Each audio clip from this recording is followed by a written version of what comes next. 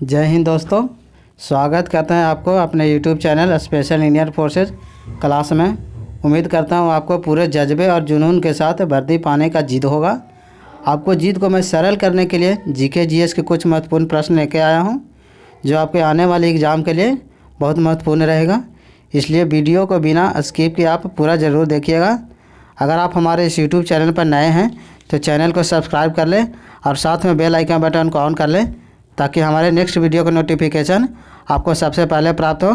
तो फ्रेंड्स, शुरू करते हैं आज के वीडियो का पहला प्रश्न।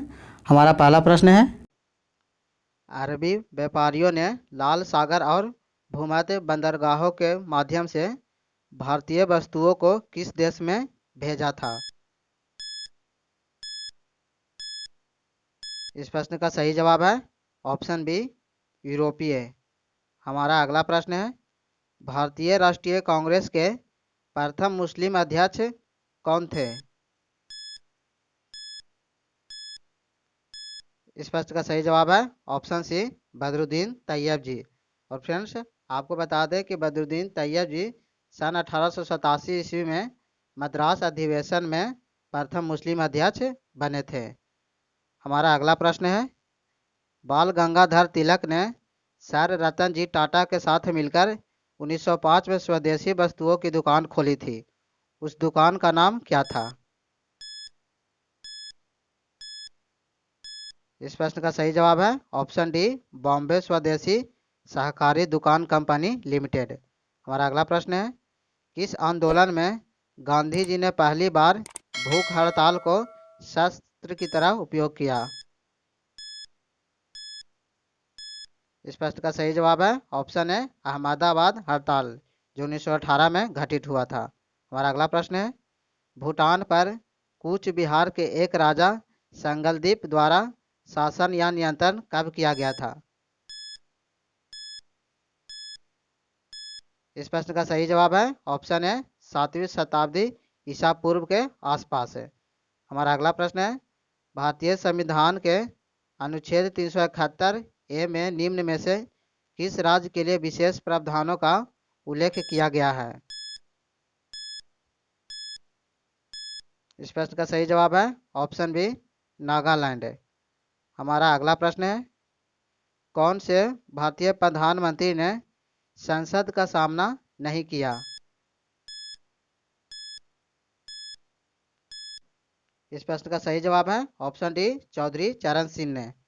हमारा अगला प्रश्न है, वर्ष 1982 में इलेक्ट्रॉनिक वोटिंग मशीन किस विधानसभा चुनाव में पहली बार प्रयोग में लाई गई थी? इस प्रश्न का सही जवाब है ऑप्शन बी, केरल। और फ्रेंड्स, आपको बता दें कि वर्ष 2004 के लोकसभा का चुनाव से इस मशीन का प्रयोग पूरे भारत में किया जाने लगा। हमारा अगला प्रश्न है, भारतीय संविधान के किस अनुच्छेद में वित्तीय आपातकाल से प्रावधान वर्णित है? इस प्रश्न का सही जवाब है ऑप्शन सी, अनुच्छेद 360 है। और फ्रेंड्स, अनुच्छेद 352 की बात करें तो अनुच्छेद 352 राष्ट्रीय आपातकाल से संबंधित है और अनुच्छेद 356 राष्ट्रपति शासन से संबंधित है। हमारा अगला प्रश्न है, भारतीय संविधान की कौन सी अनुसूची अनुसूचित भाषाओं के बारे में है?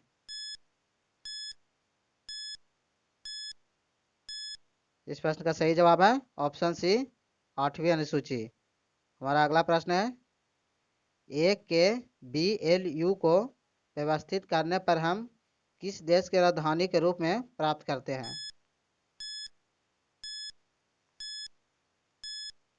तो फ्रेंड्स, आपको बता दें कि इसे व्यवस्थित करने पर काबुल बनता है और काबुल अफगानिस्तान देश की राजधानी है। हमारा अगला प्रश्न है, साइबेरियाई आइबेक्स क्या है?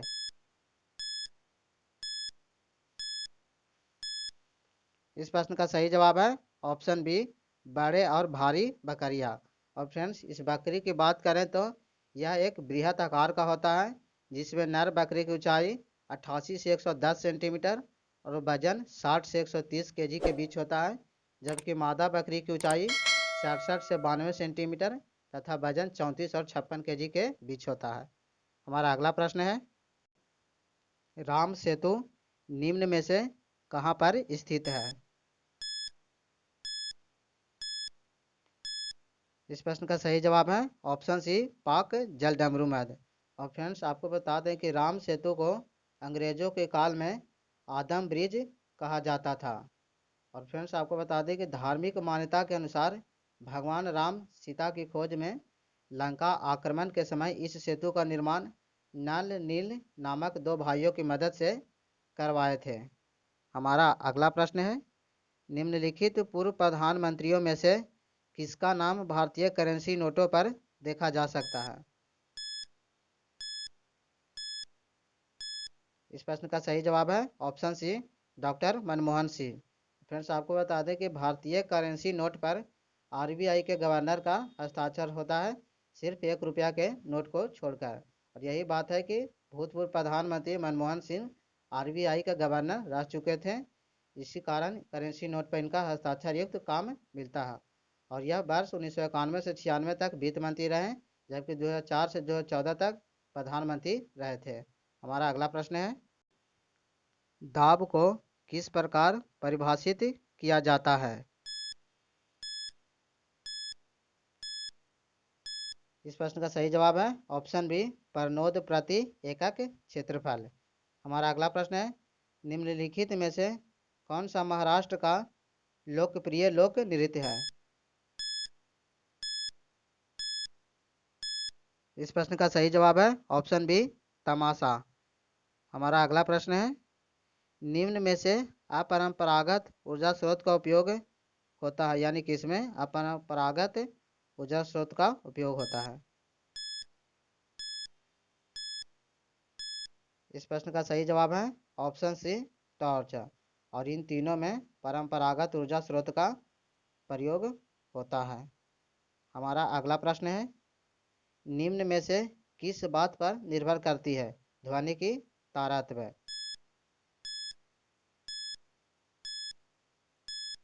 इस प्रश्न का सही जवाब है ऑप्शन ए, आवृत्ति।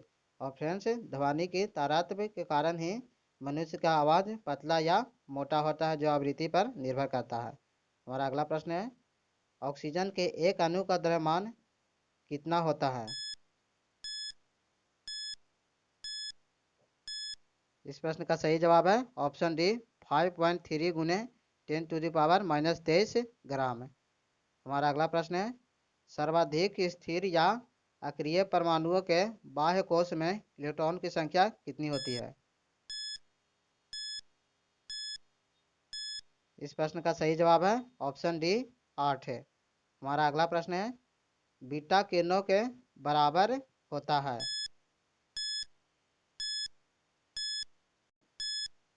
इस प्रश्न का सही जवाब है ऑप्शन बी, प्रकाश के वेग का 9/10।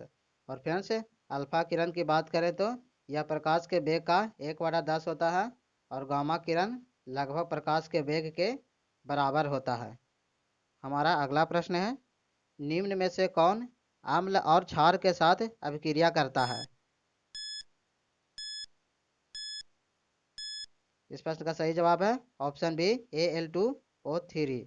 और इसे उभयधर्मी ऑक्साइड भी कहा जाता है। हमारा अगला प्रश्न है, ब्लैक एंड वाइट फोटोग्राफी में निम्नलिखित धातुओं में से किन धातुओं के यौगिक का उपयोग किया जाता है? इस प्रश्न का सही जवाब है ऑप्शन डी, चांदी। हमारा अगला प्रश्न है, गुणसूत्र किससे संबंधित है? इस प्रश्न का सही जवाब है ऑप्शन सी, आनुवांशिक लक्षणों के संचारण से। हमारा अगला प्रश्न है, वैज्ञानिक नाम क्या है होमो सेपियंस का?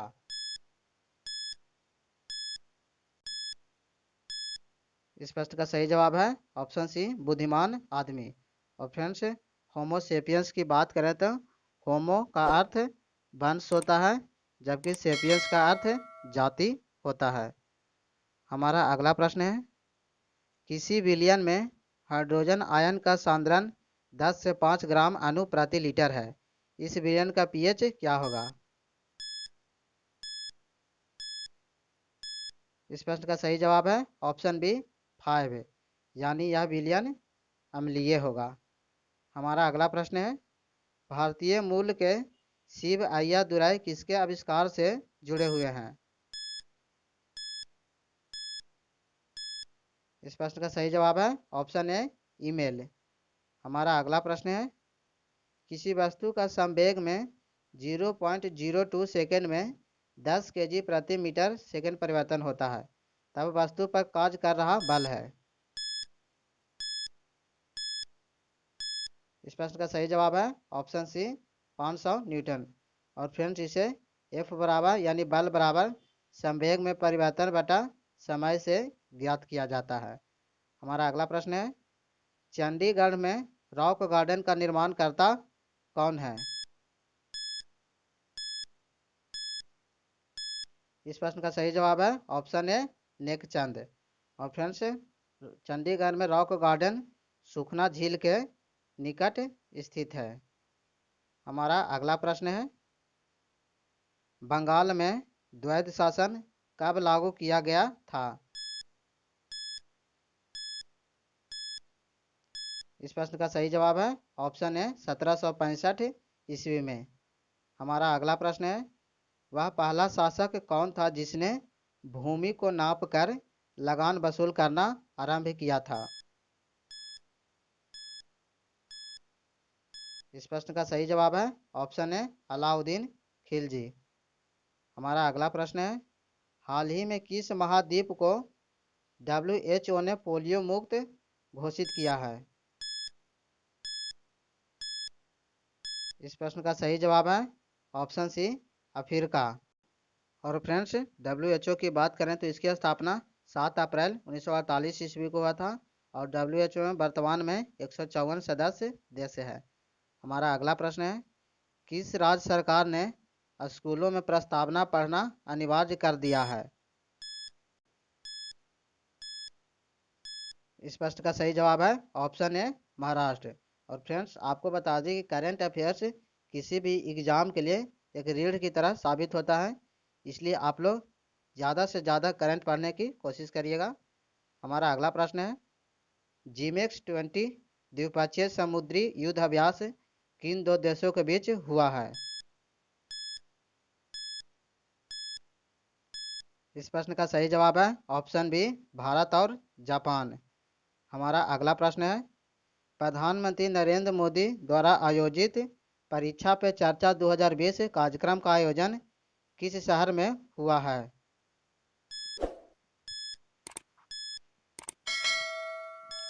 इस प्रश्न का सही जवाब है ऑप्शन ए नई दिल्ली। हमारा अगला प्रश्न है, वर्तमान में मध्य प्रदेश के मुख्यमंत्री कौन है? इस प्रश्न का सही जवाब है ऑप्शन डी शिवराज सिंह चौहान।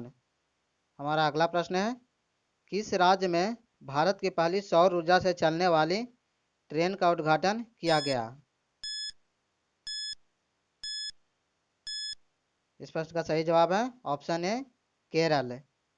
हमारा अगला प्रश्न है, 5G नेटवर्क लॉन्च करने वाला विश्व का पहला देश कौन बना है? इस प्रश्न का सही जवाब है ऑप्शन बी चीन। और फ्रेंड्स, 5G सेवा शुरू करने वाला विश्व का पहला देश दक्षिण कोरिया है। हमारा अगला प्रश्न है, रेलवे बोर्ड के नए अध्यक्ष कौन बने हैं? इस प्रश्न का सही जवाब है ऑप्शन बी सुनीत शर्मा। और फ्रेंड्स, आपको बता दें कि इससे पहले PK यादव रेलवे बोर्ड के पहले अध्यक्ष थे। हमारा अंतिम प्रश्न है, बाय बाय कोरोना पुस्तक के लेखक कौन है? इस प्रश्न का सही जवाब है option B Pradeep Srivastava. Friends, video कैसा लगा आप लोग कमेंट जरूर करें। वीडियो अच्छा लगा हो तो इसे लाइक और फ्रेंड्स के साथ शेयर जरूर करें। और हमारे चैनल को सब्सक्राइब जरूर करें और साथ में बेल आइकन बटन को ऑन कर लें, ताकि हमारे नेक्स्ट वीडियो का नोटिफिकेशन आपको सबसे पहले प्राप्त हो। मिलते हैं नेक्स्ट वीडियो में, तब तक के लिए धन्यवाद।